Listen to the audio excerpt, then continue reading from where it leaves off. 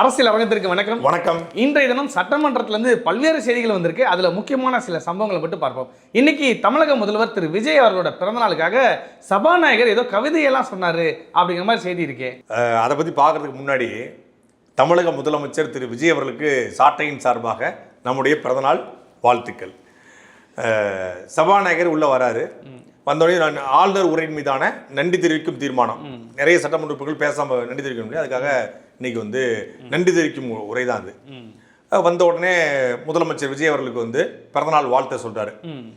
ஒரு திருக்குறளை சொல்லி அந்த பிறந்தநாள் உரையை நிகழ்த்துறாப்ல தொடங்குறாரு. என்ன திருக்குறள் அப்படிங்கிறத மிக முக்கியமானது. முறை செய்து காப்பாற்றும் மன்னவன் மக்களுக்கு இறை என்று வைக்கப்படுமா. இந்த குறளுக்கான அர்த்தத்தை பரிமேல் அழகர் உரை, அப்புறம் வேற யாருக்கு சாலமன் பாப்பையா உரை, கோனார் தமிழ் உரை, கலைஞர் கருணாநிதி உரை, கடைசியா ஐயா கவிப்பேரசு வைரமுத்து அவர்களுடைய உரை, இப்படி எல்லா உரைகளும் இருக்கு. அதை சபாநாயகர் அவர்கள் படிச்சாரா படிக்கலான்னு தெரியல. முறை செய்து காப்பாற்றும் மன்னவனை தான் மக்கள் இறைன்னு வைப்பாங்க. தன்னை பார்க்க வந்தவர்களை 41 பேர் சாகும்போது ஓடி போறவங்களை மக்கள் இறைன்னு வைக்க மாட்டாங்க. அதே போல தன்னை பார்க்க வருபவர்கள் வண்டியில விழுந்து போகும்போது அவர்களை போய் எட்டி கூட பார்க்காதவர்களை மக்கள் இறைன்னு கொண்டாட மாட்டாங்க. தன் மாநாட்டுக்கு வந்தவன் இறந்து போயும் அவனுக்கு ஒரு இரங்கல் கூட தெரிவிக்காதவங்களை மக்கள் இறை வைக்க மாட்டாங்க. இந்த ஆட்சிக்கு இந்த 40 நாட்கள்ல 40 நாள் விரதம்னு சொன்னாரு. 40 நாள் இந்த மண்டாக்கப்படியில ஒரு மண்டலம் முடிஞ்சிருக்கு. இந்த ஒரு மண்டலத்துல தமிழ்நாடு இருக்கிற பல்வேறு மண்டலங்கள்ல பலவேறு சட்ட ஒழுங்கு பிரச்சனை, பாலியல் வன்கொடுமை, மின் தடை அப்படி தொடர்ச்சியா இருக்குது. இது குறித்து ஒரு வார்த்தை கூட சமூக வலைதளங்கள் கூட ஒரு கருத்தை பதிவு பண்ணாத, இது குறித்து தன்னுடைய கருத்தை என்னன்னே சொல்லாத ஒருத்தரை மக்கள் இறைன்னு கொண்டாடுவாங்களா? சரி, நீங்க அப்படி புரட்சி தளபதினு சபாநாயகர் சொல்றாரு. முதல்ல புரட்சினா என்னன்னு உங்களுக்கு தெரியுமா? புரட்சினா என்னங்க நீங்க சொல்லுங்க. புரட்சி அப்படின்னா என்ன? மக்களுக்கு இதுவரைக்கும் இருந்த வாழ்க்கையை இனிமேல் வாழ முடியாது என்ற சூழ்நிலையில மக்கள் எல்லோரும் திரண்டு நிற்பதற்கு பெயர் புரட்சி. இதுவரைக்கும் ஒன்று வாழ்ந்தோம் இல்லையா, அந்த வாழ்க்கை இன்னைக்கு இல்லைங்கும் போது ஃபயர் ஆகுது, பத்தி எரியுது. நீங்க தமிழக உலகத்தில் வாழ்ந்தாங்க, இனிமேல் வாழ முடியாத சூழ்நிலை தள்ளப்படுறாங்க, அங்க புரட்சி தீ பத்தி எரியுது, புரட்சியாளர் ஒருத்தர் உருவாகிறாரு. கியூபால இதுவரைக்கும் வாழ்ந்த வாழ்க்கையே வாழ முடியாத நிலைமையில அமெரிக்கா கொண்டு வருது, அங்க ஒருத்தர் புரட்சியாளர் வராரு, புரட்சி தீ பத்தி எரியுது. இந்தியாவில் வாழ்ந்த வாழ்க்கை இனிமேல் வாழ முடியாத என்ற நிலைமைக்கு தள்ளப்படும் போது, வெள்ளக்காரன் வரும்பொழுது ஒருத்தர் தென் மாவட்டத்தில் நெற்கடஞ்சவல்ல கிளம்புறாரு, புலித்தேவன் புரட்சியை பத்த வைக்கிறாரு. வெள்ளக்காரன் யாரும் எதுக்க முடியாதுங்க சூழ்நிலை, வெள்ளக்காரனை எதிர்த்து சுபாந்திர படையை கட்டுறாரு, அவர் புரட்சியாளரா மாறுறாரு. இந்தியாவில் யாரும் வெள்ளக்காரனை எதுக்க முடியாத சூழ்நிலை, 22 வயசு பையன் ஒரு அமைப்பை உருவாக்கி வெள்ளக்காரனை எதிர்த்து வெடிகுண்டு தூக்கி வீசுறான், பகத் சிங் புரட்சியாளரா மாறுறான். அப்படி என்ன புரட்சி தீய மரியாதைக்குரிய சகோதரர் தமிழ்நாட்டின் முதலமைச்சர் விஜய் அவர்கள் பத்த வச்சுட்டாரு. இன்னொரு புரட்சி தளபதியா? புரட்சி தளபதி அதை தான் நான் கேட்கறேன். அவருக்கு புரட்சின்னு தெரியலன்னு சொல்றீங்களா? அவருக்கு புரட்சி தளபதியே யாருன்னு தெரியல. நம்ம புரட்சி தளபதி விஷால் தான். இவர் இளைய தளபதி, இப்போ தளபதி. சரி, புரட்சி தளபதி போட்டு கட்டி தானே புரட்சி தளபதின்னு. அது கண்ணுக்கு இமையழகாம், கண்ணுக்கு மையழகு. அதுக்கு அபிப்பேரசு வைரமுத்து ஐயாவோட கவிதை. அங்கிருந்து களவாண்டு கண்ணுக்கு இமையழகு, வானுக்கு மலையழகு, மண்ணுக்கு மரம் அழகா, மண்ணுக்கு மரம் அழகு, சொல்லுக்கு தமிழ் அழகு. தலைமைக்கு தளபதி புரட்சி தளபதி விஜய் அழகா. தலைமைக்கு இல்ல, எனக்கு புரியல. தலைமைக்கு விஜய் அவர்கள் அழகு அப்படின்னு எப்படி சொல்றீங்க? அந்த கட்சிக்காரங்களே சொல்றாங்க அவரை பார்க்க முடியாதுன்னு. அந்த கட்சியில எனக்கு மாவட்ட செயலாளர் பொறுப்பு கொடுக்குறேன்னு சொல்லி உறுதியளிச்சு மக்கள் மன்றத்து மக்கள் இயக்கத்திலிருந்து இருக்கக்கூடிய தூத்துக்குடியை சேர்ந்த அஜிதா ஒரு பெண், அவங்க போய் முறையிடுறாங்க. அவங்கள பார்க்காம வண்டியை ஏத்திட்டு போடா அப்படின்னு சொல்றதுக்கு பேர் தான் தலைமை பண்பா? இல்ல, எது தலைமை பண்பு? மாற்று கட்சியிலிருந்து இணைகிறாங்க, சாரே இணைகிறாங்க. வாரம் சனிக்கிழமை ஆனா ஃபெஸ்டிவல் டே மாதிரி பார்ட்டி டே, ஆமா வீக்கெண்ட் பார்ட்டி பனையூர்ல கொண்டாடுறாங்க. பார்ட்டினாவே ஈஸியார் தானே. அதனால பார்ட்டிங்கிற மாதிரி பார்ட்டில போய் சேர்றாங்க. இப்படி சேர்றவங்க யாரையுமே நான் பார்க்க மாட்டேன், உங்ககிட்ட நான் கோச்சிக்கிட்டேன் அப்படின்னு சொல்லி இந்த குழந்தைங்க காய் விடும்ல, அது மாதிரி கடம்பூர் ராஜி அப்படி MC சம்பத்து, உடுமலை ராதாகிருஷ்ணன், இது காயா பழமா? இதுதான் காயா? இது நாங்க படிக்கும் போது இது காய், இது பழம். இப்போ இது பழமா இது காயா? ஜென்சி கிட்ஸ் ஜென்சின்னு சொல்ல முடியாது. அதுக்கப்புறம் இல்லையா ஜென்சி, அதுக்கப்புறம் இதை சொல்றாங்க ஆல்ஃபா இந்த மாதிரிலாம் வருமே. ஆமாம், ஆல்ஃபாவோ ஏதோ ஒன்று இப்படி இப்படி விட்டுறது அவங்ககிட்ட. அவங்களுக்கு வந்து காய் விட்டேன் உங்க கூட, உங்களை பார்க்க மாட்டேன் அப்படின்னு சொல்லி போயிடுறாரு. அப்போ இது தலைமை பண்பா? தலைமை பண்பு என்பது நீ போய் போராடுன்னு சொல்றதுக்கு பேர் தலைமை பண்பு கிடையாது. நான் என் பின்னாடி வான்னு சொல்றதுக்கு பேர் தான் தலைமை பண்பு. தான் பேச வேண்டிய கருத்துக்கள் 4-5 வாடகை வாயில வச்சு பேசுறதுக்கு பேர் தலைமை பண்பு இல்லை. நான் என்ன பண்ண போறேன், நான் எப்படி தமிழ்நாட்டுடைய வெள்ளை அறிக்கையை நிதியமைச்சரோட விட தமிழக முதலமைச்சர் சேர்ந்து விட்டுருக்கணும் அப்படின்னு தெரிஞ்சிருக்கும்ல. இவருடைய தொலைநோக்கு பார்வை என்ன, இவருடைய பொருளாதார கொள்கை என்ன, எப்படி கடன் அடைக்க போறாரு, என்ன புரிதல் இருக்கு அப்படின்னு அவருக்கு தெரிஞ்சிருக்கும். அதை பத்தி ஒரு வார்த்தை கூட, வெள்ளை அறிக்கை பத்தி ஒரு ட்வீட் கூட ஒரு போடல.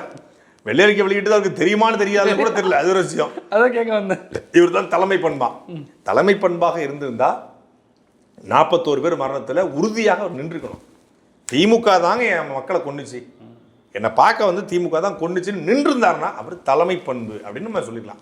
ஸோ தலைமை பண்புக்கு பல்வேறு இதற்கு அண்ணன் சீமான் அவர்களை பார்க்கும்போது வைய தலைமைகள் புத்தகத்தை வந்து மரியாதைக்குரிய சகோதரர் விஜய் அவர்கள்ட்ட கொடுத்தாரு. படிக்கல போல. அதை படிச்சிருந்தாருன்னா தலைமை பண்புனா என்னன்னு தெரிஞ்சிருக்கும் அவருக்கு. போர் தொழில் பழகு வைய தலைமை கொண்டு 2 புத்தகங்களை முன்னாள் தலைமைச் செயலர் மரியாதைக்குரிய ஐயா இறையன் அவர்கள் எழுதியிருந்தாங்க. அந்த 2 புத்தகத்தையும் மரியாதைக்குரிய தமிழ்நாடு முதலமைச்சர் விஜய் அவர்கள் படிச்சார்னா தலைமை பண்புனா என்ன அப்படின்னு தெரிஞ்சிருக்கும். அதை சபாநாயகருக்கும் நம்ம பரிந்துரை பண்றோம். இறையன் ஐயா எழுதிய மைய தலைமைகள் போர் தொழில் பழகு இந்த 2 புத்தகங்களையும் வந்து நீங்க படிக்கணும். படிச்சுட்டு தலைமை பண்புனா என்னன்னு தெரிஞ்சுக்கிட்டு அதுக்கப்புறம் தலைமை பண்புனாலே இவர்தானா அப்படிங்கிறத நீங்க சொல்லணும். ஆனால் கட்சிக்காரங்களாம் இன்ஸ்டாவில் வேற மாதிரி சொல்கிறாங்களே, எங்கள் தளபதிக்கு வந்து தலைமை பண்பு இருக்குது, ஒரு தலைமைக்கு வந்து அமைதி, பொறுமை, நிதானம், இது 3 வேணும். எங்கள் தளபதி பாருங்கள் சட்டமன்றத்தில் அமைதியாக நிதானமாக பொறுமையாக உட்காந்துக்க அவர் தான் எல்லாத்தையும் லிசன் பண்ணுறாரு. சஞ்சீவ்னு சொல்லி ஒரு விஜய் அவருடைய நண்பர் ஒருத்தர் இருக்காரு பாருங்க. ஆமாம், அவர் ஒரு முறை ஒரு இதில் சொல்கிறாரு பேட்டியில், என்னுடைய நண்பன் வந்து 4 மணி நேரம் இப்படி ஜன்னலை மட்டுமே பார்த்துட்டு உட்காந்துருப்பாரு. நீங்கள் நிறைய இதில் பேசுகிற காணொலியில் சொல்லியிருக்கிறீங்க. இல்லை அவர் சொன்னதான் நான் சொன்னேன். எனக்கு எப்படி தெரியும்? 4 மணி நேரம் நான் பணியில் போய் பார்த்தேன். 4 மணி நேரம் உட்காந்து அவர் உட்காந்துருப்பாரு அப்படின்னு சொன்னார். நான் உண்மையிலே அதை மறுக்கிறேன். 5 மணி நேரம் ஆனாலும் உட்காந்துருப்பாருங்கிறத இப்போ சட்டமன்றத்தில் பார்த்தாச்சு, இன்னைக்கு பார்த்தாச்சு.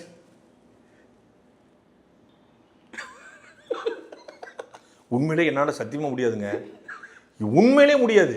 அது இப்படி ஒரு அதாவது எந்த ரியாக்ஷனுமே இல்லை. ஆனால் இதில் என்ன பெரிய இதுன்னா, சட்டசபைக்குள்ள இந்த 3-4 முறை தான் நடந்திருக்கு. இவர் வந்து சட்டசபையில் வந்து இவர் ரியாக்ட் பண்ணுவார் அப்படிங்கிறத யார் சொல்லி சிரிக்கிறார்? இவர் சட்டசபை விஜய் அவர்கள் சிரிச்சார், ஒரு தடவை சிரிச்சாப்ல. எதுக்கு அப்படின்னா ஓபிஎஸ் சொல்லி, ஓபிஎஸ் ஜோக்கு சொல்லி இவர் சிரிக்கிறார்னா அது அவரே செடுமூஞ்சி சித்தப்பு. அவர் சொல்லி, அதாவது பிரேமலதா அவர்கள் வந்து ஒரு கோரிக்கை வைக்கிறாங்க. ஆமா, இது வைக்காதீங்க, தமிழ்ல வைக்காதீங்க, அது பணியாளர்களுக்கும் சிரமம், ஒவ்வொரு முறை எடுத்துட்டு போறாங்க அப்படின்னு. உடனே அதுக்கு ஒரு கண்ணாடி கோலை மாதிரி வைங்க அப்படின்னு சொல்றாங்க. பிளாஸ்டிக் வேண்டாம், கண்ணாடி கோலை வைங்க அப்படின்னு சொல்றாங்க. கண்ணாடி பாட்டில் வச்சா கோவப்பட்டு யாராவது தூக்கி எரிஞ்சிட்டாங்களா அப்படின்னு சொல்லி ஓபிஎஸ் சொல்றாங்க. உடனே இது அவருடைய பர்சனல் அனுபவத்திலிருந்து சொல்றாரு போல இருக்குன்னு சொல்லி தங்கந்தன கவுண்ட் கொடுக்குறாப்புல. உடனே அதுக்கு தான் முதலமைச்சர் சிரிக்கிறாரு. முதலமைச்சர் சிரிக்கிறதுக்கே ஓபிஎஸ் ஜோக் அடிக்க வேண்டியிருக்கு. அதுவும் லைட்டான ஒரு ஸ்மைல் மட்டும் தான். ஆமா, அது இல்லை, நான் இருக்கேன், சப்ஜெக்டா நான் இருக்கிறேன் அப்படிங்கிறதுக்கு மைல்டு சிரிப்போட போறாரு. இப்போ அவர் வந்து அமைதியா இருக்காருன்னு சொன்னாங்க இல்லையா, இதை வந்து மன்னார்குடி சட்டமன்ற உறுப்பினர் காமராஜ் அவர்கள் வயலின், கிட்டாரு, நாதஸ்வரம் இவங்க கூட இப்படி வாசிக்க மாட்டாங்க. அந்த வித்துவான் கூட வாசிக்க மாட்டாப்புல, வாசிச்சுட்டாப்புல. இன்னைக்கு சட்டசபையில் மன்னார்குடி காமராஜ் வாசிப்புல கிட்டாரிஸ்ட், பியானோ, ஃப்ளூட்டு இவங்கெல்லாம் ஓட்டுறாங்க. இந்த கேரளா ஒரு இதுமாங்களே, நம்ம சென்னை மேல இல்லைங்க, விஜயகாந்த் சொல்லுவார்ல இந்த இதுமாங்களே, ஜால்ரா, ஐயோ பின்னிட்டாப்ல ஆளு. சொல்றாப்ல, கல்வி கண் திறந்தார் கர்ம வீரர் காமராஜர், சமூக புரட்சி செய்தார் பெரியார், மதிய உணவு திட்டத்தை கொண்டு வந்தார் புரட்சி தலைவர் எம்ஜிஆர் அவர்கள், அம்மா உணவகம் கொடுத்தார் நம்முடைய புரட்சி தலைவி அம்மா அவர்கள், அமைதி புரட்சி செய்து கொண்டிருக்கிறார் நம்முடைய தளபதி விஜய் அவர்கள் அப்படின்றாப்ல. அவரு புரட்சி தளபதிக்கிறாப்ல, இவர் அமைதி புரட்சி. இது பதில் இல்லையே மன்னா, அவன் ஆண்மையின் பெருமை பற்றி பேசிக் கொண்டிருக்கிறான், பிள்ளை குட்டியில் பற்றவனாம். அது மாதிரி அமைதியா உட்காந்து அப்படிங்கிறத மன்னார்குடி குசும்பு போல இருக்கு, அமைதி புரட்சின்றாப்ல. அப்போ ஏன் மன்னார்குடி காமராஜ் அவர்கள் நீங்க ஏன் ஒரு பரிந்துரை பண்ணி நானும் பரிந்துரை பண்றேன், அமைதிக்கான நோபல் பரிசு அவருக்கு கொடுக்கூடாது? இந்த ஆண்டுக்கான அமைதிக்கான நோபல் பரிசு கொடுக்குறாங்கல்ல, ட்ரம்ப் கேட்டுட்டு இருக்காரு. ஆமா, அதனால அமைதிக்கான நோபல் பரிசை திரு ஜோசப் விஜய் அவர்களுக்கு வழங்கணும். ஏன்னா சட்டசபையில ரொம்ப அமைதியா இருக்காரு, இந்த ஆட்சிக்கு வந்ததுலேருந்து ரொம்ப அமைதியா இருக்காரு. இவர் ரொம்ப அமைதி புரட்சி பண்றாருன்னா, இப்போ வந்து அமெரிக்காவுக்கும் ஈரானுக்கும் பிரச்சனை, போர் நடந்துட்டு இருக்கு. ஏன் நீங்க வந்து 2 நாட்டுக்கும் இணைய வந்து ஒரு தூதுவராக பேசி, நல்லெண்ண தூதுவராக, இந்த புறாவெல்லாம் பறக்க விடுவாங்களே, அப்படி பறக்க விட்டு நீங்க வந்து சமாதானப்படுத்துக்கு இவரை அனுப்பக்கூடாது? ஏற்கனவே ஒருத்தர் கூட சொல்லியிருந்தாரு, ரத்தன் பண்டிட் வெற்றிவேலு, அவருக்கு பார்த்தீங்கன்னா 50 வயசு வரைக்கும் சிஎம் ஆகிற இருக்குங்க, 60 வயசில் பார்த்தீங்கன்னா பிஎம் ஆகிற ஒரு வாய்ப்பு இருக்குங்க, 60 வயசுக்கு மேலே பாருங்க அவருக்கு உலகத் தலைவராக வர்றது கூட வாய்ப்பு இருக்குங்க. நீங்கள் நாளைக்கு பார்த்தீங்கன்னா மோடிக்கும் ஒரு ட்ரம்புக்கும் சிக்கல் அப்படின்னா அந்த ரெண்டையும் பேசிக்கிற அளவுக்கான ஒரு உலகத் தலைவராக, ஒரு வேர்ல்டு லீடராக அவர் வருவாங்க. இந்த ஒரு நாள் பதவியில் இருந்தார் ரத்தன் பண்டிட், அரசியல் ஆலோசகர், சிறப்பு அரசியல், நம்ம கோடாங்கி, பனையூர் கோடாங்கி, சாம கோடாங்கி, அவர் சொன்னாப்புல. அப்போ இந்த உலகத் தலைவராக வர்றதுக்கான வாய்ப்பு இருக்கும்போது அதனால தான் அமைதியாக இருக்காராம். ஸோ அமைதிக்கான நோபல் பரிசு வாங்குறதுக்காகத்தான் அவர் சட்டசபையில் இப்படி அமைதியை கடைபிடிக்கிறாரு அப்படிங்கிறத நம்மளால புரிந்து கொள்ள முடியுது. இது ஒரு பக்கம். அப்படின்னா சட்டசபையில் பல சுவாரஸ்யங்கள், இன்னைக்கு பல்வேறு சுவாரஸ்யங்கள், அதில் மிக முக்கியமாக சில நல்லதை பேசணும் இல்லையா? ஒரேடியாக விமர்சனம் பண்ண சில நல்லது. உண்மையிலே சட்டசபையில் சௌமியா அன்புமணி அவர்கள் மிகச் சரியான வாதங்களை எடுத்து வச்சாங்க. ஒரு 3 முறையை நம்ம பார்த்துட்டு இருக்கோம். அவங்க முதல் முறை சட்டமன்றத்துக்கு போகும்போது சரி, கடந்த முறையும் சரி, இந்த முறையும் சரி, அவங்களுடைய பேச்சு வந்து சட்டசபையில் மிகச் சிறப்பாக இருக்கு. நல்லா இருக்கு. குறிப்பாக வந்து பெண்களுக்கான குற்றங்களுக்கு எதிராக நீங்கள் வந்து கடுமையான தண்டனை கொடுங்க, அரபு நாடுகள் இருப்பது போல தண்டனை கொடுங்க அப்படின்னு சொல்லி சௌமியா அன்புமணி சொன்னாங்க. அதே போல் வந்து அந்த தருமபுரி மாவட்டங்களில் வந்து இந்த ஃப்ளோரைடு அப்படிங்கிற இது தனிமம் வந்து குடிநீர் அதிகமாக இருப்பதனால பல்லுலாம் மஞ்சளாக கரை கருப்பாயிருது. அதில் நாங்கள் வந்து வேலை வாய்ப்பு அதெல்லாம் கேட்கலங்க, தண்ணி கொடுங்க, குறைந்தபட்சம் குடிநீரை கொடுங்க அப்படிங்கிற போது இன்னொன்று 2 காவிரியாரும் தென்பண்ணையாரும் வந்து ஓடுது, அப்படி ஓடியுமே குடிக்க தண்ணி இல்லை எங்களுக்கு அப்படிங்கிறத அவங்க எடுத்து வச்சிருக்காங்க. உண்மையிலே பாராட்டுக்குரியது. அதே போல விவசாய கடனை இப்போ இந்த அரசு தள்ளுபடி பண்ணிச்சு, அது குறித்தும் சௌமியா அன்புமணி பேசியிருந்தாங்க. அதில் குறிப்பாக என்னன்னா, விவசாயிகள் கடனை வந்து அரசு வந்து முழுமையாக தள்ளுபடி பண்ணுறதா சொல்லியிருந்தாங்க. 5 ஏக்கருக்கு கீழே வாங்கியிருந்தா முழுமையாக, 5 ஏக்கருக்கு மேலே வந்து 50 விழுக்காடு. இதில் நம்ம ஏற்கனவே பல முறை பேசியிருக்கிறோம். விவசாயிகள் சாட்டையால் அடித்து போராடிட்டு இருக்காங்க தமிழ்நாடு முழுக்க, மண்ணு சாப்பிட்றாங்க. 5 ஏக்கருக்கு குறைவாக இருக்கக்கூடியவங்களுக்கு வந்து வெறும் 75,000 ரூபாய், முதல்ல 50,000 சொன்னாங்க, இப்போ 75,000 ரூபாய்க்கு வரைக்கும் கடன் வாங்கினா மட்டும் தான் தள்ளுபடி, 75,000க்கு மேலே வாங்கியிருந்தா பாதிக்கு பாதி தள்ளுபடின்னு வச்சுருக்காங்க. அது சிறு விவசாயிகள் வந்து பார்த்தீங்கன்னா குறு விவசாயிகளை பொறுத்தவரை கிட்டத்தட்ட 95,000 வரைக்கும் தான் அவங்க கடனே வாங்குறாங்க. சிறு விவசாயிகள் தான் 3 லட்சம் வரைக்கும் கடன் வாங்குறாங்க. இதை வந்து வேதாரண்யம் தொகுதியினுடைய சட்டமன்ற உறுப்பினர் OS மணியன் பேசும்போது அதை குறிப்பிட்டாரு. சௌமியா அன்புமணி அவர்களும் வந்து அதை குறிப்பிட்டு, நம்ம விவசாயிகள் வந்து 100 அடி ஆழத்துல கயிறுல தொங்கிட்டு இருக்காங்க, நீங்க கொடுத்துருப்பது 50 அடி கயிறு தான்.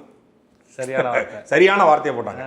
100 அடி ஆழத்துல இருக்காங்க, அப்ப அவங்களுக்கு 100 அடி கயிறு தேவைப்படுது, நீங்க கொடுத்துருப்பது 50 அடி தான், இந்த கயிறுல அவங்கள ஏறி விட முடியாது அப்படிங்கிறத மிக அழகாக ஒரு ஊமையோடு புரியும்படி, மண்டையில உரைக்கும்படி எடுத்து சொல்லியிருக்காங்க. அது உண்மையிலே பாராட்டுக்குரிய. சௌமியா அன்புமணி வந்து முதல் முறை பேசும்போதும் இதே தான், நான் ஒரு பொண்ணா இருந்து நான் இதை பேசுறேன்னு சொல்லி பேசினேன். நிறைய அனலைஸ் பண்ணி நிறைய டேட்டா எடுத்து சட்டசபையில் பேசக்கூடிய முறையோடு பேசுறாங்க. இது அதாவது நம்ம வந்து அவங்க கட்சியை அதெல்லாம் தாண்டி சட்டசபையில் பேசுக்கு ஒரு சிலருக்கு கிறிஸ்பா ஊமையோடு எல்லாரும் ரசிக்கும்படி எளிதா மக்கள் பிரச்சனை, தண்ணி பிரச்சனை, பெண்கள் பிரச்சனை, ப்ரிப்பேர்டா வராங்க, பிளான்டா வராங்க, ப்ரிப்பேர்டா வராங்க. அது உண்மையிலே பாராட்டுக்குரியது. அடுத்து வந்து பிரேமலதா விஜயகாந்த் அவங்க வந்து கோரிக்கையெல்லாம் வச்சிருந்தாங்களே, நீங்க ஏற்கனவே சொன்ன மாதிரி. ஆமா, என்னால இதை உண்மையிலே சொல்லணும். பிரேமலதா விஜயகாந்த் அவர்கள் வந்து அந்த கட்சியினுடைய நிலைப்பாடுகள் மீது நமக்கு விமர்சனங்கள் இருக்கு. விஜயகாந்தனுடைய மனைவி, அதனால அவங்களுக்கு சீட்டு கிடைச்சிருச்சு, அவங்க எம்எல்ஏ ஆயிட்டாங்க அப்படின்னு விமர்சனம் இருக்கு. உண்மையிலேயே சட்டசபையில அவங்களுடைய போல்ட்னஸ் இருக்கு பாருங்க. ஆமா, தைரியமா நிக்கிறாங்க, மிகச்சிறப்பானது. அந்த வாதங்களை வந்து ஆளுங்கட்சிக்கு எதிராக உங்கள் அண்ணன் விஜயகாந்த் அவர்களுடைய கேப்டனுடைய சார்பாக பிறந்தநாள் வாழ்த்து சொல்லிட்டாங்க. சொல்லிட்டு அதுக்கப்புறம் வந்து ஆளுநர் உரையின் மீதான சில குறைகளை அவங்க வந்து சுட்டி காட்டினாங்க. அதுக்கப்புறம் பார்த்தீங்கன்னா ஒரு கோரிக்கை வச்சாங்க, இந்த மாதிரி சபையில் வந்து தண்ணி வைக்கிறது கூடாது, தண்ணியை வந்து நீங்கள் அது கோரிக்கை வைக்கிறேன், இந்த தண்ணி டம்ளருக்கு பதிலாக இது வைங்க, கோடையில் கொண்டு போய் வைங்க. இது உண்மையிலே வரவேற்கத்தக்க விஷயம். ஏன்னா இது கோடையில் வந்து சுத்தம் அப்படிங்கிறலாம் தாண்டி ஒவ்வொரு முறையும் அந்த பணியாளர் நம்ம பார்த்துட்டு இருக்கோம், பணியாளர் வராரு, அவர் பயந்து எடுத்துட்டு போறாரு. 234 பேருக்கு உள்ள நடந்து கொடுத்துட்டு இருக்கணும். 234 பேருக்கும் அந்த ஒரு டம்ளர் தண்ணி வந்து பத்தாது. ஆமா, ஒரு அட்லீஸ்ட் ஒரு 1 லிட்டர் தண்ணியா தேவைப்படும். ஒவ்வொரு முறையும் அதை வந்துட்டு போனா அவங்களுக்கு அவங்களுடைய நேர மேலாண்மை பிரச்சனையாவது, இன்னொன்று இடையூறா இருக்கும். பேசிட்டு இருப்பாங்க, தவறி விட்டு தண்ணி சிந்திரும், பல பிரச்சனை இருக்கு. கோலையில வச்சுட்டோம்னா அழகா டீசெண்டா ஒரு நிறுவனத்துக்கு கான்ட்ராக்ட் கொடுத்து அழகா நீங்க வந்து வைக்க முடியும். ஸ்பான்சரே தமிழ்நாடு அரசுக்கு வந்து பண்ணுவாங்க. அப்படி இல்லைன்னா சிறு செலவு தான், அது ஒரு தண்ணி செலவு ஒன்றும் பெரிய இல்லை. மொத்தமா 234 வாட்டர் பாட்டில் வாங்க போறாங்க, அவ்வளவுதான். அப்போ அது ஒரு நல்ல விஷயம். அதை வந்து இது வரைக்கும் யாரும் இதுவரைக்கும் எந்த சட்டசபை நிகழ்வுலையும் யாருமே எடுத்து வைக்காத விஷயம் எடுத்து வச்சாங்க. போன சட்டசபை நிகழ்வுமே அவங்க வந்து தன்னுடைய எதிர்ப்பு கருத்துக்களை ஆணித்தரமாக போல்டாக புரியும்படி எடுத்து வைக்கிறாங்க. அது உண்மையிலே பாராட்டுக்குரியது. இன்னொரு முக்கியமாக வச்சாங்க, மன்னார்குடி காமராஜ் வந்து ஒரு 7 முறை வந்து முயற்சி பண்ணாரு. அங்கிருந்து எதிர்ப்பு குரல் வந்துட்டே இருந்துச்சு, மாறி பேசிக்கிட்டு இருந்தாங்க. அப்புறம் 7 முறை பிறந்தநாள் வாழ்த்து சொல்லாம சொல்லிட்டு இருக்கேன், 8வது முறையாக சொல்ல விடுங்கப்பான்னு சொல்லி பிறந்தநாள் வாழ்த்து சொன்னாப்புல. அதுக்கப்புறம் வந்து அதுக்கு பக்கத்துல தான் அவங்க உட்காந்துருக்காங்க பிரேமலதா விஜயகாந்த். அப்ப அவங்க என்ன சொன்னாங்கன்னா, எல்லா சட்டமன்ற உறுப்பினருக்கும் நீங்க எவ்வளவு நேரம் கொடுக்குறீங்களோ அதே நேரத்தை நீங்க வந்து எல்லாரும் கொடுக்கணும். ஒரு சில சட்டமன்ற உறுப்பினருக்கு காமராஜ் கிட்டத்தட்ட 10 நிமிஷத்துக்கு மேல பேசுறாரு. ஏன்னா காமராஜ் வந்து தாவேக்காவோட ஆதரவாளர், இந்த குதிரை பேர் அந்த மாதிரி.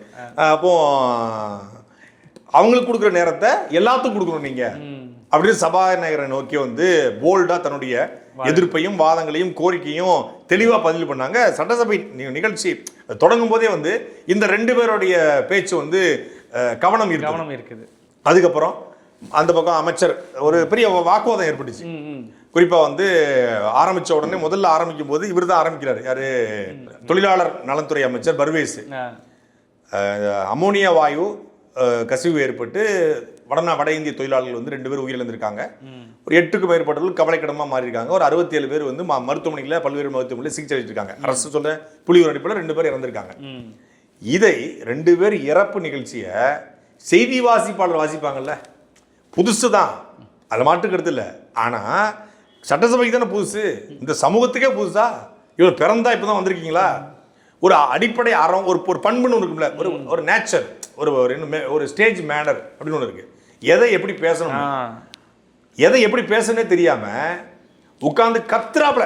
அதாவது அந்த இடத்துல நான் பேசி ஆகணும் அப்படின்னு ஒரு வாய்ப்பு கிடைச்சி, சின்ன பகுதிக்கு வாய்ப்பு கிடைச்ச உடனே கடந்து கத்தி அந்த வந்து ஒரு சோகமான செய்தியை கூட எப்படி சொல்லணும், எப்படி டெலிவரி பண்ணணும். அவர் தலைவர்கிட்ட கிட்ட நல்லா சொல்லுவார். சோகமா எப்படி பேசணும், பாவமா எப்படி பேசணும், கோபமா எப்படி பேசணும், ஓரசக்தி, தூரசக்தி, பாரசக்தி, கோரசக்தின்னு எப்படி பேசணும் அப்படின்னு அவருக்கு தெரியும். அந்த நவரசமும் அப்படியே முகத்துல கொண்டாந்து அவரை படம் பார்த்து வளர்ந்து நீங்கள் வந்து ஒரு சிச்சுவேஷன் எப்படி பேசணும்னு கூட தெரியல. அதை அவர் படி பதிவு பண்ணாரு. அவர் பதிவு பண்ணும்போது இது ஒரு உரிமை மீறல்னு சொல்லி அவங்க ஒரு பக்கம் குரல் போறாங்க. எடப்பாடி பழனிசாமி குரூப் என்னன்னா, ஏற்கனவே சபையில வந்து தீர்மானத்தை திருத்துறாங்க. முதலமைச்சர் கொண்டு வந்து தனி தீர்மானம் திருத்தப்படுது உதயநிதி ஸ்டாலின் சொன்ன பிறகு. இந்த தீர்மானத்தை திருத்துவதை வந்து நீங்க எல்லா சட்டமன்ற உறுப்பினரையும் கேட்டுட்டு தான் திருத்திருக்கணும். நீங்களா திருத்திட்டீங்க. முதல்ல காவிரிக்கு ஏதாவது தீர்மானம் போடுறீங்கன்னா அனைத்து கட்சி கூட்டம் போட்டுக்கணும். அனைத்து கட்சி கூட்டமே போடல, யாருக்குமே எதுவுமே சொல்லாம நீங்களா ஒரு தீர்மானத்தை கொண்டு வந்து இது வந்து பொதுவான பிரச்சனை, அப்புறம் நமக்குள்ள ஒற்றுமை இல்லாம போயிடும் அப்படிங்கிறதுக்காக அவர் சொல்ல வந்தாரு. எடப்பாடி பழனிசாமி அவர்களே பேச விடல, அவரை காட்டவும் இல்லை. கேமராமேன் வந்து கம்ப்ளீட்டா வந்து ஒரு பக்கம் சுளுக்கு போல இருக்கு அவருக்கு. அதனால இந்த பக்கமே ஒட்டுமே கேமரா வச்சுட்டாலும் இந்த பக்கம் திரும்பவே இல்லை, ஃபுல்லா வச்சுட்டாப்ல. கடைசியில் பார்த்தா அவர் வெளிநடப்பு செஞ்சுட்டு திருப்பி ஒரு மணி நேரம் கழிச்சு தான் உள்ள வந்து அப்புறம் விளக்கத்தை கொடுத்தாங்க. எதனால நாங்கள் வெளிநடப்பு செஞ்சோம், இந்த சபைக்கு நமக்கு காவிரி பிரச்சனையை பொறுத்தவரை எல்லாருடைய குரலும் ஒண்ணுதான், நமக்குள்ள குழப்பம் இருக்குன்னு தெரியக்கூடாது. அதனால அனைத்து கட்சி கூட்டம் கூட்டி அதுக்கப்புறம் தான் நாம இந்த தீர்மானத்தை கொண்டு வந்திருக்கணும், திருத்துவதற்கான உரிமை. அதுக்கு இது திருத்தலை, ஏன் திருத்துறோம் அப்படிங்கிறதுக்கு விளக்கம் கொடுத்துருக்காப்ல. அதை ஒரிஜினா கிட்டத்தட்ட ஒரு அரை மணி நேரம் பேசியிருப்பாரு ஒரே மேட்டரை. கடைசி வரைக்கும் புரியல. நானும் ரிப்பீட் மோட்ல கேட்டு இருந்தேன், என்ன சொல்ல வர்றாப்படனா, இதுவரைக்கும் கர்நாடகா காவிரி பிரச்சனையில் விவசாயிகளுக்கு தண்ணீர் என்று தான் கேட்டுட்டு இருந்துச்சு. இப்போ முதல் முறையாக பெங்களூருடைய ட்ரிங்கிங் வாட்டர்னு கேட்குறாங்க. இந்த அடிப்படையில் உச்சநீதிமன்றத்துக்கு எடுத்து போறாங்க. குடிநீர் பிரச்சனை போது காமன் பிரச்சனை, விவசாயங்கிறது பொதுவாயிருது, குடிநீர் பிரச்சனைங்கிறது காமன் மேனோட இஷ்யூவா மாறிடுது. அதனால உச்சநீதிமன்றம் வந்து அது அவங்க தரப்புக்கு போயிருமா, குடிக்க தண்ணி எங்களுக்கு இல்லைங்க, குடிநீருக்காகத்தான் அந்த அணையை கட்டுறோம்னு. அதனால நாம அது மாதிரி நம்ம கொண்டு போகணும். சரி இதுக்கு முன்னாடி கர்நாடக அரசு குடிதண்ணின்னு கேட்டதே கிடையாது இல்லையா?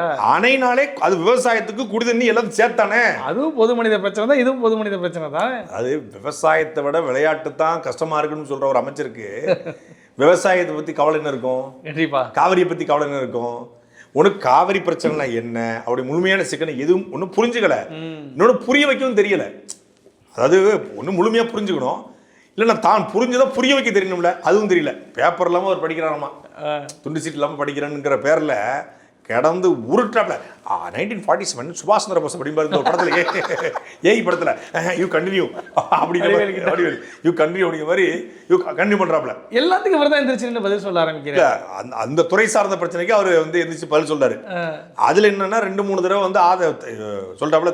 அதுக்கப்புறம் நம்ம சப்ஜெக்ட் வருவோமே, இப்படி வந்து சகட்டு மணிக்க பேசாரு. அப்போ அது எடப்பாடி பழனிசாமி அதுக்கு சரியான கவுண்டர் கொடுத்தாரு. என்ன கவுண்டர் அப்படின்னா, காவிரி சிக்கலை பொறுத்தளவில் இது ஒட்டுமொத்தமான தமிழ்நாட்டினுடைய தலையாய பிரச்சனை. இந்த பிரச்சனையில் ஏற்கனவே பல்வேறு தீர்மானங்கள் நிறைவேற்றி அனுப்பியிருக்கிறோம். அதில் நீங்கள் திருத்தம் கொண்டு வருவதற்கான காரணம் என்ன அப்படிங்கிறத அவங்களுடைய கேள்வி. அதுக்கு இவர் திரும்பியும் இது ட்ரிங்கிங் வாட்டர் இஷ்யூன்னு கொண்டு போயிருக்காங்க அப்படின்றாரு. ஏற்கனவே இந்த காவிரி தண்ணியை அவங்க குடிச்சு தான் இருக்காங்க கர்நாடகாரங்க. முறையா கர்நாடகா காவிரி தண்ணியை குடிக்க போதா? காலகாலமாக குடிச்சிட்டு இருக்காங்கல்ல. இப்போ முறையாக நாங்கள் குடிக்க தண்ணி இல்லைங்க அப்படின்னு சொல்லி உச்சநீதிமன்றத்துக்கு போயிருக்காங்களா? ஏற்கனவே குடிதண்ணீர் விவசாயம் ரெண்டுக்கும் எங்களுக்கு தேவை அப்படின்னு தான் அவங்க கொண்டு போறாங்க. காவிரி தண்ணினாலே விவசாயத்துக்கு பயன்படுத்துவோம், குடிக்கும் பயன்படுத்த போறான், இல்லை குடிக்கன்னு சொல்லி கொண்டு போயிருக்காங்க. டி.கே. சிவகுமார் அப்படி தான் சொல்லியிருக்காரா? இப்போ சொல்றாங்க அவங்க ட்ரிங்கிங் வாட்டரு ப்ளஸ் வந்து இதில் வந்து 400 மெகாவால்ட்டு மின்சாரம் தயாரிக்க போகிறோம், 2 காரணங்களுக்காக நாங்கள் வந்து அணையை கட்டுறோம்னு அந்த காரணத்தை சொல்கிறாங்க. இதைத்தான் கிருஷ்ணராய சாகர் அணை கட்டும் போதும் சொன்னாங்க, தடுப்பணைகள் பல கட்டும் போதும் சொன்னாங்க. 1948 தொடர்ச்சியாக அவங்க இதைத்தான் சொல்லிட்டு இருக்காங்க. அந்த காரணம் அவன் சொல்லுவான், சொன்னா சொல்லிட்டு போகிறான். அதை விட அவங்க பெங்களூரில் மட்டும்தான் குடிக்கிறாங்க, நாங்கள் கிட்டத்தட்ட 14 மாவட்டத்தில் குடிக்கிறோம். 14 மாவட்டம் கிடையாது, தருமபுரி, கிருஷ்ணகிரி, சேலம், நாமக்கல், ஈரோடு, திருப்பூர், கரூர், திருச்சி, பெரம்பலூர், அப்புறம் பார்த்தீங்கன்னா அரியலூர், இந்த பக்கம் பார்த்தீங்கன்னா தஞ்சாவூர், திருவாரூர், நாகப்பட்டினம், மயிலாடுதுறை, பார்த்தீங்களா புதுக்கோட்டை, இந்த பக்கம் பார்த்தீங்கன்னா திருச்சியிலிருந்து ராமநாதபுரம் கூட்டுக்குடிய திட்டம் மூலியமாக ராமநாதபுரம், ஆமாம், வீராணம் ஏரிக்கு போய் வீராணத்துலேருந்து சென்னைக்கு, தமிழ்நாட்டில் கிட்டத்தட்ட ஒரு 20 மாவட்டங்களுக்கான, மொத்தமே 38 மாவட்டம் தானே, 20 மாவட்டங்களுக்கான குடிநீரை பூர்த்தி செய்வது காவிரி நீர். அவன் பெங்களூரு சிட்டிக்கு மட்டும் தானே கேட்கறான், நீ 20 மாவட்டத்துக்கு கேடு. ஸ்டேட்டுக்கே தேவை இருக்கீங்க. ஸ்டேட்டுக்கே தேவையா? என் மாவட்டத்தில் கூடிய கிட்டத்தட்ட 7.5 கோடி மக்கள் தொகையில 4.5 கோடி பேர் காவிரி தண்ணி நம்பி தான் இருக்கிறான். காவிரி தண்ணி இல்லைன்னா எங்களுக்கு குடி தண்ணி கிடையாது.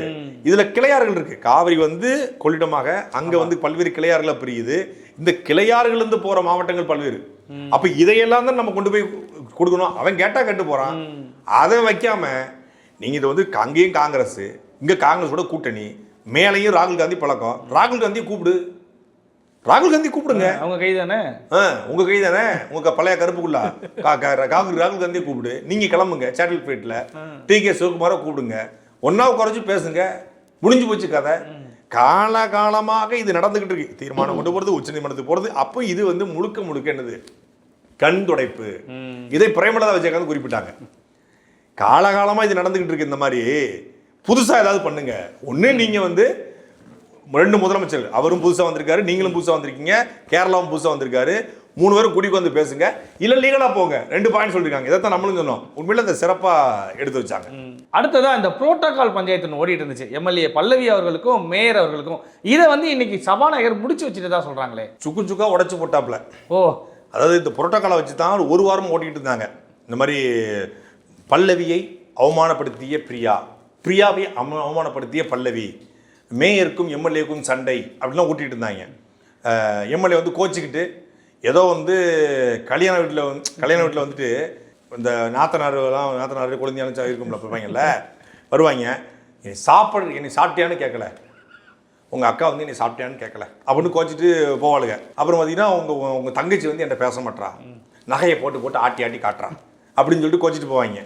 அப்புறம் வந்து அந்த பிள்ளையை தூக்க போறேன், சட்டுன்னு தூக்கிட்டு போயிட்டா. இந்த மாமன் படத்தை வரும் பார்த்தீங்களா, சூரி அக்காவும் சூரி மனைவியும் சண்டை போட்டுக்குவாங்க, அதே மாதிரி சண்டை போடும். அது மாதிரி நீங்க ஒண்ணு வந்து நாத்தனாரு மச்சினிச்சி அந்த மாதிரி கிடையாது இல்ல. இது ஒரு குடும்ப பிரச்சனை கிடையாது. ஏதோ குடும்பத்துல அவங்க குடும்பத்துல ஏதோ கிரகபாசியம், அவங்க குடும்பத்துல ஏதோ வந்து புதுமணி புகுவிழா போறதும் கிடையாது. இது ஒரு அரசு நிகழ்ச்சி. நீங்க ஒரு மேயர், நீங்க ஒரு சட்டமன்ற உறுப்பினர். உண்மையில நம்ம அன்னைக்கு சொல்லியிருந்தோம், புரோட்டோகால் அடிப்படையில் மேயர், ஐபிஎஸ் அதிகாரி, அதுக்கப்புறம் வந்து அமைச்சர் பெருமக்கள், அதுக்கப்புறம் தான் வந்து அமைச்சர் இருந்தால் அமைச்சர், இல்லைன்னா வந்து ஐபிஎஸ் அதிகாரி, அதுக்கப்புறம் தான் சட்டமன்ற. இது புரோட்டோகால். இந்த புரோட்டோகால் அடிப்படையில் தான் அவங்க செயல்பட்டு இருக்காங்க. இன்னொன்று, அந்த திறக்கும் போது 2 கத்திரி வீட்டிலேருந்தே ஒரு கத்திரி அவங்க சிஸ்டர் வச்சிருக்காங்க, திறந்து போறாங்க. இப்போ புஷி ஆனந்த் கூட ஒரு அலுவலகம் திறந்திருக்காரு. உண்மையிலேயே பாராட்டுக்குரியது. புஷி ஆனந்தோட செயல்பாடு பாராட்டுக்குரியது.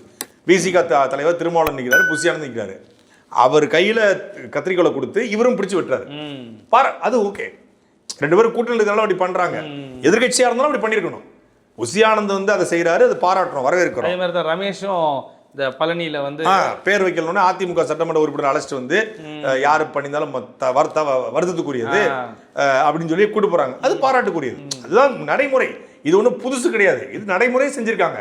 அப்படி நடைமுறையை செய்யாமல் அவங்க வந்து இப்போ வந்து புரோட்டோகால்னு சொல்லி எங்களை புறக்கணிச்சாங்கன்னு சொல்லி இவங்க கோச்சிட்டு போறது, கத்திரி கொண்டு போய் வெட்டுறது தவறு அப்படிங்கிறத யார் செய்தாலும் தவறு அப்படின்னு சொல்லி சபாநாயகர் வந்து அதை முடிச்சு வச்சிருக்காரு. அதனால இதுல வந்து நான் திருப்பி இதை எடுத்துக்க முடியாது அப்படின்னு முடிச்சிட்டாரு. அதனால மேயர் பிரியா அவர்கள் வந்து புரோட்டோகால் படி செஞ்சிருக்காங்க அப்படிங்கிறத சபாநாயகர் உறுதிப்படுத்திருக்காரு. அவரே உறுதிப்படுத்திட்டார். அடுத்ததான் அறநிலையத்துறை அமைச்சர் திரு ரமேஷ் அவர்களுக்கும் சேகர் பாபு அவர்களுக்கும் காரசாரமா விவாதம் நடந்துச்சு அப்படிங்கிற மாதிரி ஒரு செய்தி. இது வந்து எதிர்கட்சி தலைவர் திரு உதயநிதி ஸ்டாலின் அவர்கள் வந்து ஆளுநர் உரைக்கு நன்றி சொல்லும் உரை நிகழ்த்துறாரு. அவர் எங்க நன்றி சொன்னாரு? அவர் வந்து கிட்டத்தட்ட ஒரு முதலமைச்சரை உட்கார வச்சு மஞ்ச குளிப்பாட்டி மனமகிழ்ச்சி அடைஞ்சிருக்காப்புல. ராகிங் பண்ணியிருக்காருன்னு சொல்லலாம். கடந்த 1 மாத காலமாக தாவேக்கு ஆட்சியில் நடந்த சம்பவங்களை எல்லாத்தையும் மொத்தமாக தொகுத்து ஒரு சம்பவத்தை பண்ணியிருக்காப்புல. மொத்தமாக நம்ம சாட்டை காணொலியை ரெகுலராக பார்க்குறாருன்னு நமக்கு நல்லா தெரியுது. 2 பேருமே பார்க்குறாங்க. சிஎம் பார்க்குறாப்புல, எதுக்கு தலைவரும் பார்க்குறாரு. நாம இது வரைக்கும் கேட்ட கேள்வியில மொத்தமாக கொண்டு போய் சட்டசபையில் கேட்டிருக்காரு. பிரிண்ட் அவுட் எடுத்துட்டு வந்துட்டாரு எல்லாத்தையும். அது அண்ணன் பவருக்கு வந்தா அண்ணன் கையில பவர் வந்துடும் அப்படின்னு சொன்னாங்க. இப்ப அண்ணன் பவருக்கு வந்த அப்புறம் ஊர் முழுக்க பவர் இல்ல, தமிழ்நாட்டுக்கே பவர் இல்லைன்டாப்ல. அது மாதிரி முதலமைச்சர் அவர்கள் வந்து தன்னுடைய பெரம்பூர் தொகுதியை நம்பர் 1 வச்சிருக்காரு அப்படின்னு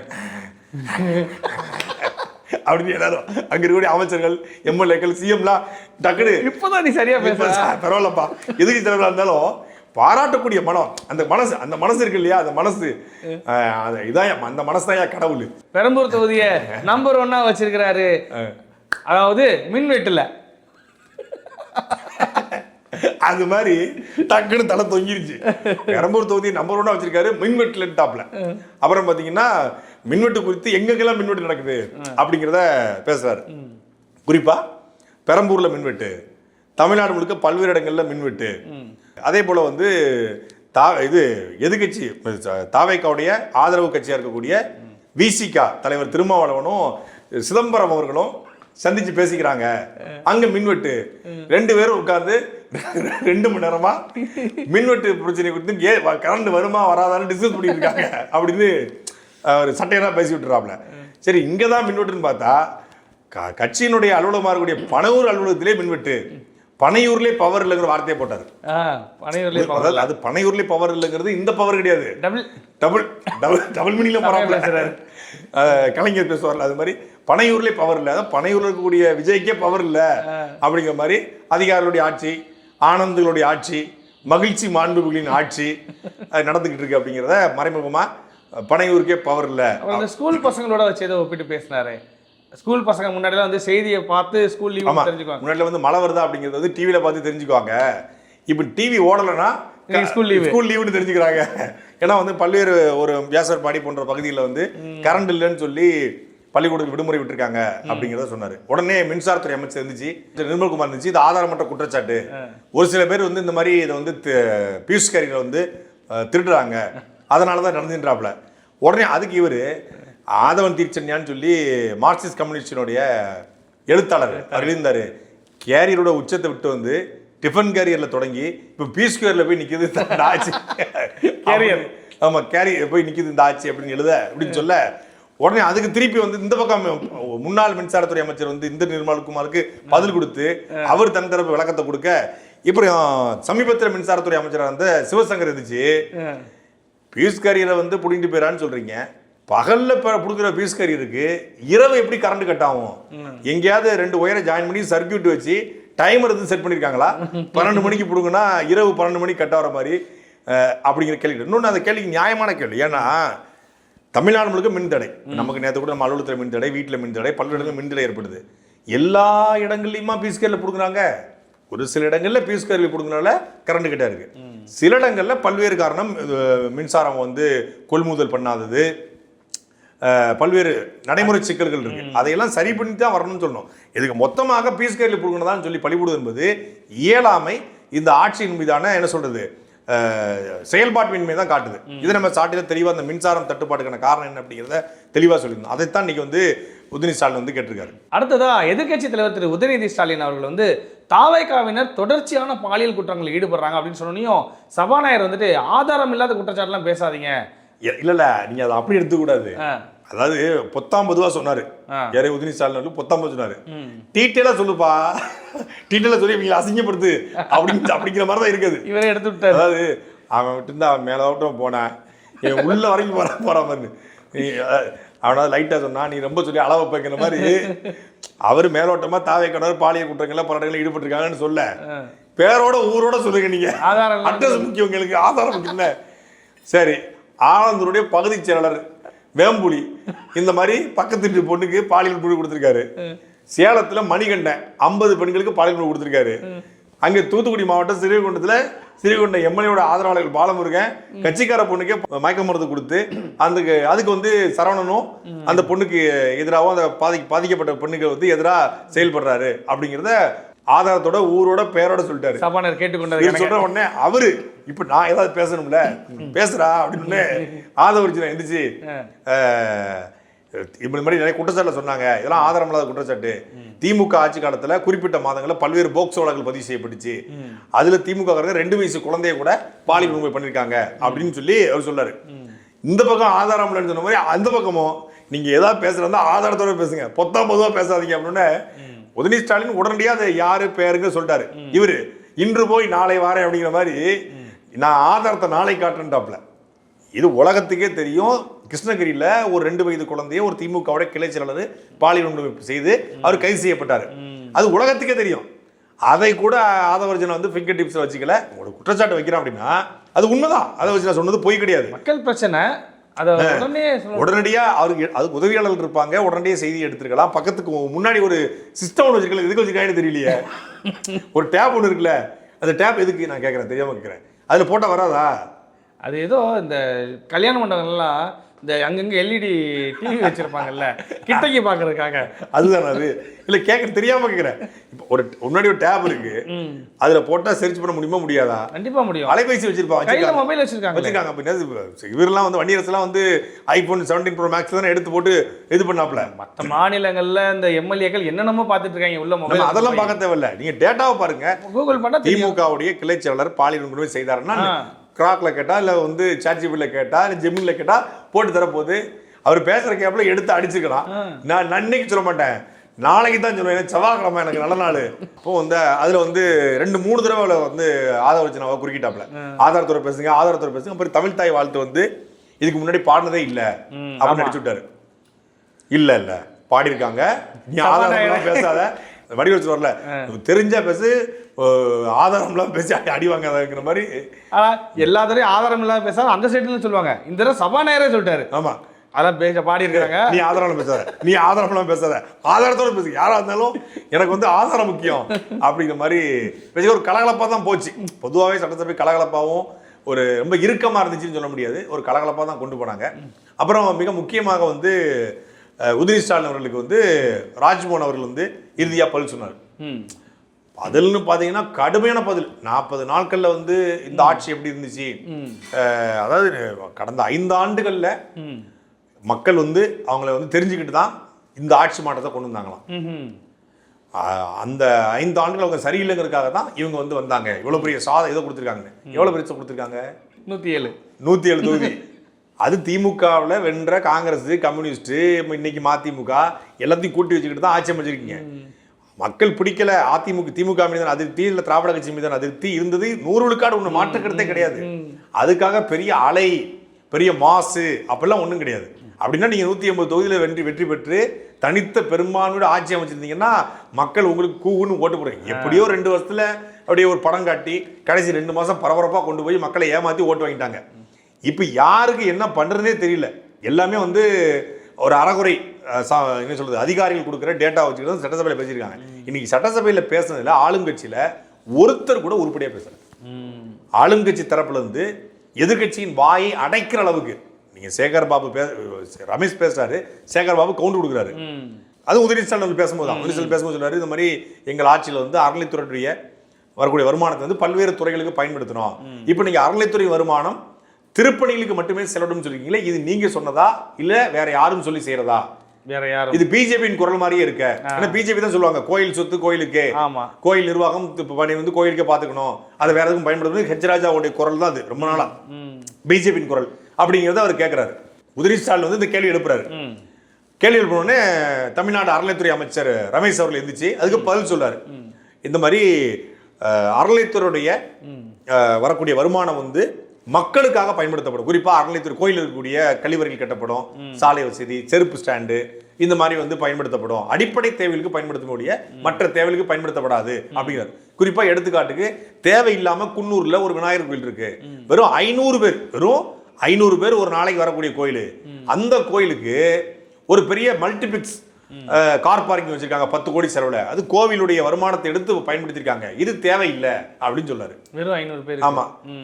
அதற்கு முன்னாள் அமைச்சர் சேகர்பாபு எந்திரிச்சு என்ன சொல்றாரு அப்படின்னா, அந்த பகுதியில் கார் பார்க்கிங் வந்து மிக முக்கியமானது. என்ன, சுற்றுலாத்தலம். சுற்றுலாத்தலத்துக்கு வரக்கூடிய பயணிகள் வந்து காரை எங்க விடுவாங்க? இன்னொன்று அந்த கார் பார்க்கிங்கை உருவாக்கி அந்த கார் பார்க்கிங்ல வரக்கூடிய வருமானத்தை கொண்டு போய் கோவில் நிர்வாகத்திற்கு பல்வேறு பணிகளுக்கு நம்ம வந்து செலவு பண்ணதான் திட்டமிட்டு அதை பண்ணோம். திருப்பி அதுக்கு அறநிலைத்துறை அமைச்சர் சொல்றாரு, இல்ல அதுக்கு எதுக்கு கோவில் காசு எடுத்து செலவு பண்ணுங்கிறது புரியல எனக்கு. கோயிலுக்கு வர காரை தானே நிப்பாட்ட போறாங்க. கோவிலுக்கு வர காருக்கு நிப்பாட்டுறதுக்கு ஒரு கார் பார்க்கிங்னா கோவிலுக்கு வந்து இது பண்ணாம வேற எதுவும் எடுப்பாங்க, அதுதான் எடுக்க முடியும். அப்ப அது கார் பார்க்கிங் தேவையா தேவையில்லையா? அது அத்தியாவசியம், நிறைய செலவுகள் இருக்கு. அதை விட்டு கார் பார்க்கிங் ரொம்ப அவசியமா அப்படின்னு சொல்றாரு. இப்ப கார் பார்க்கிங் அத்தியாவசியமாங்கிற கேள்வியை உதயநிதி ஸ்டாலின் எழுப்புறாரு. அதை நம்ம எழுப்பணும். இப்ப நீங்க குன்னூர் வந்து ஒரு கோடைவாசலம் சுற்றுலா மையம், அங்க வந்து கோயிலுக்கு வர்றவன் இல்ல பல்வேறு இதுக்கு வர்றவன் வந்து கார் பார்க்கிங்கை பயன்படுத்தக்கூடிய வாய்ப்புகள் இருக்கு. இன்னொன்று அது சமதள பரப்பு கிடையாது, சரிவான பகுதியா இருக்கும். அங்க போய் காரை போய் கண்ட மணி வர முடியாது. இப்ப நான் சமீபத்தில் நம்ம கூட போயிருக்கும் போது ஒரு உணவகத்தை போய் சாப்பிட போறோம். அந்த உணவகத்து வாயில பாத்தீங்கன்னா நூற்றுக்கணக்கான கார்கள் வந்து வரிசை நிக்குது. பெரிய டிராபிக் ஆயிடுச்சு, நிறுத்தவே இடம் இருக்காது. டக்குன்னு குன்னூர் ஊட்டியில பாத்தீங்கன்னா சடங்கு டிராபிக் ஆயிரும். அப்ப அங்க ஒரு கார் பார்க்கிங் வந்து அதுவும் அடுக்கு கொண்டு கார் பார்க்கிங் கட்டுவதுன்னு உண்மையிலே அவசியமானது. ஆனா அதுக்கு முன்னாடி கழிவறைகள், அது கட்டியிருக்கணும், செருப்பு வைக்கிற இடம், இதெல்லாம் கட்டப்படணும். அதில் மாற்றுக்கிறதே கிடையாது. அதுக்கு 10 கோடி சொல்ல போனால் ஒரு 50 லட்சத்தில் ஒரு 10 டாய்லெட்டை கட்டிடலாம். நவீன வசதிகள் கொண்டு டாய்லெட் கட்டலாம். டாய்லெட்டு கண்டிப்பாக தேவை, தண்ணீர் வசதி தேவை, வர்றவங்களுக்கு வந்து செருப்பு வைக்கக்கூடிய இடங்கள் தேவை, இல்லை அவங்க பாதுகாப்புக்கு பைகள் வைக்கக்கூடிய அறைகள் தேவை, பாதுகாப்பு அறைகள் தேவை, இதெல்லாம் தேவை. அதே போல குளிக்கிறதுக்கு பயணிகள் குளிக்கிறாங்க, குளியலர்கள் தேவை. இது 500 பேருங்கிறது ஹியூஜானதான். ஒரு நாளைக்கு 500 பேர் வராங்கன்னா 500 பேர் 100 பேர் கார் கொண்டு வருவான். ஆமா, 100 கார் கொண்டாந்தா எங்க ஒன்று படுத்து எல்லாரும் வந்து சில பேர் ஒரே இடத்துல வர வாய்ப்பு இருக்கு, 100 பேர் மொத்தமாக வர வாய்ப்பு இருக்கு. இல்லை பொதுவாக காலையில மாலையில தான் கோயிலுக்கு போவாங்க, மதிய வெயிலுக்கு போக மாட்டாங்க.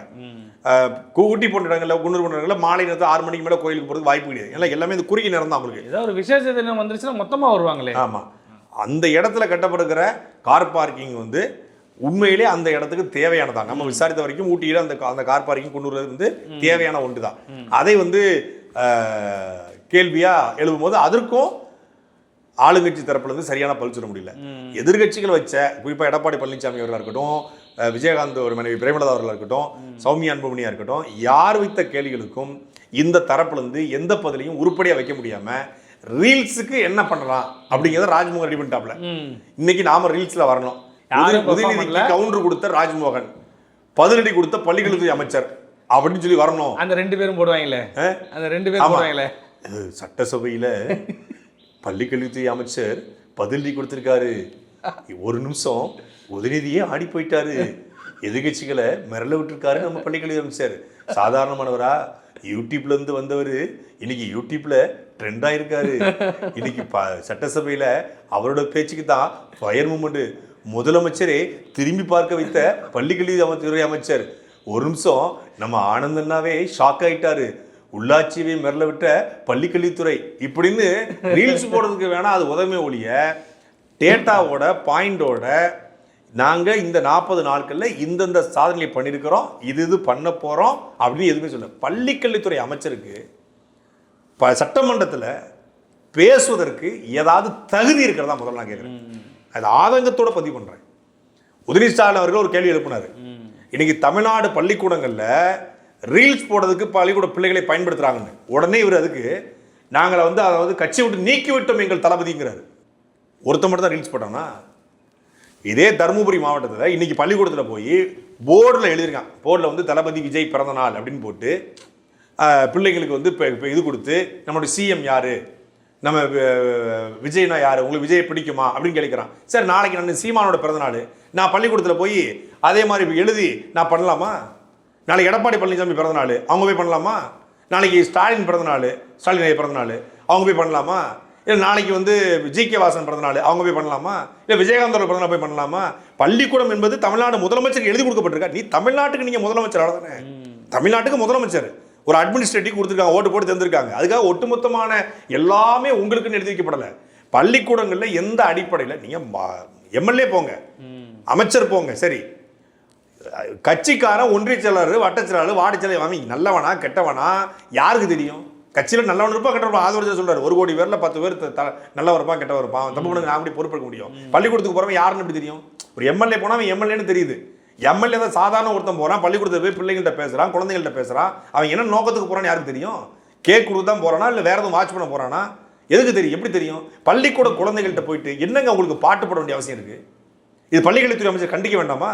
பள்ளிக்கூடத்தில் போய் இன்னைக்கு நம்மெல்லாம் கடவுள் வாழ்த்து பாடணும். பள்ளிக்கூடம் முதல்ல பள்ளி ஆரம்பிக்கும் போது, வகுப்பறை தொடங்கும் போது கடவுள் வாழ்த்து பாடி பள்ளிக்கூடத்தை ஆரம்பிப்போம். இன்னைக்கு விஜய் அவர்களுடைய பிறந்தநாள் முடி இந்த ஆசிரியர்களை நான் வன்மையாக கண்டிக்கிறேன். இது ஆசிரியர்கள் முழுக்க முழுக்க உடந்த அந்த ஆசிரியர் சொல்லாம அந்த பிள்ளைங்க பாடுமா? என்ன பாடு தெரியுமில்ல? இன்னைக்கு பள்ளிக்கூடத்தில் பீஸ்ட் படத்தை வரக்கூடிய 2ல் 1 பார்க்கலாம் வந்துரியா நண்பா, அந்த பாட்டை பள்ளிக்கூட குழந்தைங்கன்னா எனக்கு முதல்ல புரியல. என்ன எலோடா பாடிக்கிட்டு இருக்குன்னு பார்த்தா இந்த பாட்டை பாடிக்கிட்டு இருக்காங்க. இது என்ன தேசிய கீதமா, இல்லை தமிழ்தாய் வாழ்த்தா, இல்லை கடவுள் வாழ்த்தா? கொடுமையும் கொடுமை. இதை பள்ளிக்கல்வித்துறை அமைச்சர் கண்டிக்கணும்ல. எந்த பள்ளிக்கூடம்னு பார்த்தா அந்த பள்ளி ஆசிரியர் சஸ்பெண்ட் செய்யப்படணும், பணி நீக்கம் செய்யப்படணும். பள்ளிக்கூடத்தில் எப்படி சினிமா பாட்டு பாடலாம்? எங்கள் வீட்டு பிள்ளைங்க நான் பள்ளிக்கூடத்துக்கு அனுப்புறேன், சினிமா பாட்டு பாட அனுப்புறேன்னா ஒழுக்கத்தை கற்றுக் கொடுக்க, என்னுடைய வரலாறை தெரிந்து கொள்ள, அடிப்படை பேசிக்கு கற்றுக் கொடுக்கா பள்ளிக்கூடத்துக்கு அனுப்புனா அங்கே வந்துக்கிட்டு வாடி வாடி வாடி கைப்படாத சீடி 2ல் 1 பார்க்கலாம் வந்துட்டியா நண்பா. தமிழ்நாட்டுடைய பெற்றோர்கள், அறிவார்ந்த பெருமக்கள், இந்த ஊடகவியலாளர்கள் இதெல்லாம் எப்படி பார்க்குறீங்க? ஒரு உயர்கல்வித்துறை அமைச்சர் போய் பள்ளிக்கூடத்தில் ஆடுறதும், பள்ளிக்கூடத்தில் வாடி வாடி பாட்டை போடுறதும், வந்துட்டியா நண்பாங்கிற பாட்டு 2ல் 1 பார்க்கலாம் வந்துட்டியா நண்பாங்கிற பாட்டை போட்டு பிள்ளைங்க அதை கோரஸா பண்ணுதுங்க. ஜனகன மனகனங்கிற மாதிரி அதை கோரஸா உட்காந்து பள்ளிக்கூட பிள்ளைகள் பாடிக்கொண்டிருக்கிறது. எல்லாம் 6ஆம் வகுப்பு 7ஆம் வகுப்பு 8ஆம் பிள்ளைகள். அந்த பிள்ளைகளுடைய மனசில் அப்போ இது சினிமா தான் ஒரு பெரிய கவர்ச்சி. அப்போ நம்ம பாட்டு பாடுறதும், நம்ம சினிமா பாட்டை பாடுறதும், சினிமா பாட்டுக்கு ஆடுறதும், இதுதான் நமக்கு ஒரு பெரிய இது அப்படிங்கிற மனநிலை வந்துடுறதா. இன்னைக்கு பல பேருக்கு திருக்குறள் ஒப்பிக்க தெரியாது. ஆனால் நீங்கள் 10வது பாட்டில் நான் குடிக்க அண்டாவை கொண்டாச்சே சரிக்க பாடுவான். இந்த வாரிசு படத்தை ஒரு பாட்டு உண்டு. அவர் என்ன பாட்டு? இந்த ரஞ்சிதமே ரஞ்சிதமே உதடு வலிக்க கொஞ்சனுமே, உதடு வலிக்க கொஞ்சனும். இது இதை பள்ளிக்கூடத்தில் போடலாமா? விஜய் அவர்கள் கூடிய விஜய் நடத்தக்கூடிய சிபிஎஸ்சி பள்ளிக்கூடத்தை இதை போடுவாரா? இதை போட்டு தான் அவர் பிள்ளைகளுக்கு படிப்பு சொல்லி கொடுக்குறாரா? இல்லை விஜய் வீட்டு பிள்ளைகள், இல்லை விஜயோட உறவினர்கள் பிள்ளைகள் இப்படி பாட்டு கேட்டு தான் வளருமா? அது தெரியல எனக்கு. ராஜ்மோகன் குழந்தைகள் இருக்குல்ல, ராஜ்மோகன் குழந்தைகள் இப்படி தான் வளர்க்குறாரா? பள்ளிக்கல்வித்துறை அமைச்சருக்கு சட்டமன்றத்தில் பேசுறதுக்கான தகுதியோ உரிமையாக இருக்க முதல்ல இதை கண்டிங்க. முதல்ல இதை கண்டிங்க. தமிழ்நாடு முழுக்க பள்ளிக்கூட ஆசிரியர் பெருமக்கள் இனிமேல் சினிமா போட்டு ஏதாவது பள்ளிக்கூடம் போட்டால் பள்ளிக்கூடத்தை முற்றுகையிடுவோம். நாம் தமிழ் கட்சி முற்றுகையிடுவோம். அந்த பள்ளிக்கூடத்தை, அரசு பள்ளிக்கூடத்தை முற்றுகையிடும். அண்ணன் சீமான் கடுமையான கண்டனங்களை கொடுத்துருக்காரு. எந்த அடிப்படையில் பாடுறீங்க நீங்கள்? பள்ளிக்கூடத்தில் திருக்குறளை, அகநானூரை, புறநானூரை படிக்க வேண்டிய இடத்துல நீங்கள் போய் சர்வசாதாரணமாக போயிட்டு சினிமா பாட்டை போடுறது. இன்னொன்று பெரிய கொடுமை என்னென்னா, எல்லா கல்லூரியிலையும் இந்த சினிமாக்காரங்களை கூட்டு வச்சு விழா நடத்துறது. இவங்க தான் நாட்டை ஒரு அறிவியலாளரை கூப்பிடுங்க, ஒரு ஆராய்ச்சியாளரை கூப்பிடுங்க, ஒரு விஞ்ஞானியை கூப்பிடுங்க, ஒரு ஸ்போர்ட்ஸ்மேனை கூப்பிடுங்க, இல்லை செஸ்ஸில் ஜெயிச்சுக்கான அவனை கூப்பிடுங்க, கிரிக்கெட்டில் ஜெயிச்சா கூட பரவாயில்ல கூப்பிடுங்க. அவனுடைய சாதனைகளை பிள்ளைகள் கொண்டு போய் சொல்லுங்க. எத்தனையோ விவசாயிகள் இருக்காங்க, அவங்களை கொண்டு போய் உணவின் அருமை சொல்லுங்க. இந்த சிவராமன் போன்ற மருத்துவர்கள் இருக்காங்க, அவங்கள கூப்பிடுங்க. எத்தனையோ ஒரிசா பாலையன் இல்லை, அவரை போன்ற ஆராய்ச்சியாளர் இருக்காங்க, அவங்களை கொண்டு வச்சு பேச வைங்க. விஞ்ஞானிகள் தமிழ்நாட்டுக்கு போன மயில்சாமி அண்ணாதுரையா இருக்கட்டும், ஐயா சிவமையாவா இருக்கட்டும், வீரமுத்துவேலா இருக்கட்டும், இவருடைய உதவியாளர்கள், இவர்களை கூப்பிடுங்க. ஐயா எத்தனையோ இஸ்ரோலா கண்ணன் போன்ற நாங்கள் கண்ணன் அப்படிங்கிற ஒருத்தர் இருக்காரு, அவரை போன்ற அறிஞர்கள் இருக்காங்க, ஆராய்ச்சியாளர் இருக்காங்க, அவங்களை கூப்பிட்டு பேச வைங்க. அவர்களைத்தானே அடையாளப்படுத்தணும். இவரை மாதிரி நம்ம வரணும். சைலேந்திர பாபா ஐயா இருக்கார், அவரை கூப்பிடுங்க. இறையன் பையா இருக்கார், அவரை கூப்பிடுங்க. கல்வியாளர்கள் எத்தனையோ பேர் இருக்காங்க, அவங்கள கூப்பிடுங்க. மாவட்ட ஆட்சியர்கள், சாதாரண குடும்பத்திலிருந்து பிறந்த மாவட்ட இருக்காங்க, திருநங்கைகள் இன்னைக்கு வந்து உயர்ந்தெடுத்துக்கு போறாங்க, அவங்கள கூப்பிட்டு பேச வைங்க. நல்ல தமிழ் பாடல்களை பாடுங்க. குறைந்தபட்சம் வந்து தேவாரம் திருவாசகத்தை அறிமுகப்படுத்தி பாடுங்க. அதை பாட கற்றுக் கொடுக்காம இந்த மாதிரி பாட்டுகளை போட்டு இதை ஒருத்த இந்த வலைப்பயிற்சி பிஸ்மியா அந்தனை இவங்கெல்லாம் இதை எப்படி பார்க்குறாங்க? அந்த பள்ளிக்கூடத்தில் சினிமா பாட்டு போடுறது, கூத்தடிக்கிறத, அந்த அந்தனை பிஸ்மிலாம் தன்னுடைய எக்ஸ்தல பக்கத்தில் போட்டிருக்காங்க. சங்கிகளும் நடிகனும் விசிலடிக்கும் ரசிகனும் என்னை பின்தொடர வேண்டாம் ப்ளீஸ். யாரு? இந்த வலைப்பயிற்சி பிஸ்மி. நடிகனை பின்பற்றக்கூடிய ரசிகன் பின்தொடர வேண்டாம்ன்றீங்க. இது ரசிக மனப்பான்மையா இல்லையா? பள்ளி குழந்தைகளை இது கெடுக்குதா கெடுக்கலையா? அப்போ அதை கண்டிக்கணும்ல. குழந்தைங்க விரும்புது, யுவதிகள் விரும்புகிறாங்க.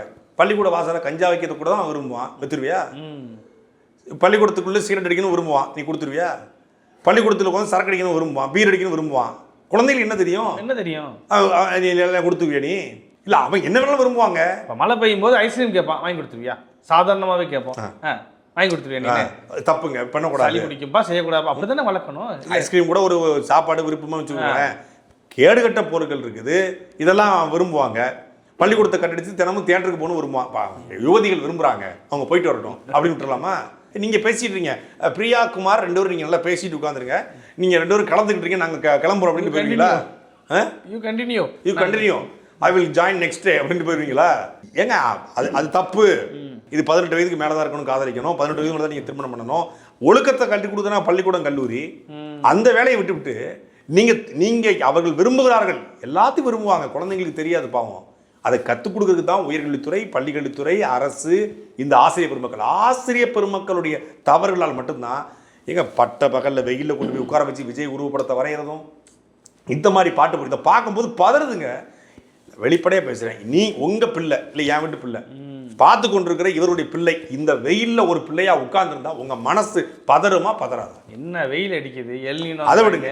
இந்த பாட்டை பாடுறான்ல, இந்த வீடியோ, இந்த பாட்டு, இந்த 2ல் 1 பார்க்கலாமா? இந்த மாதிரி இடத்துல நம்ம பிள்ளை நின்று விஜய் பாட்டை பாடுது, சினிமா பாட்டை பாடுது, இதுக்குத்தான் நம்ம பள்ளிக்கூடத்துக்கு அனுப்பணுமா? பதறுமா பதறாதா?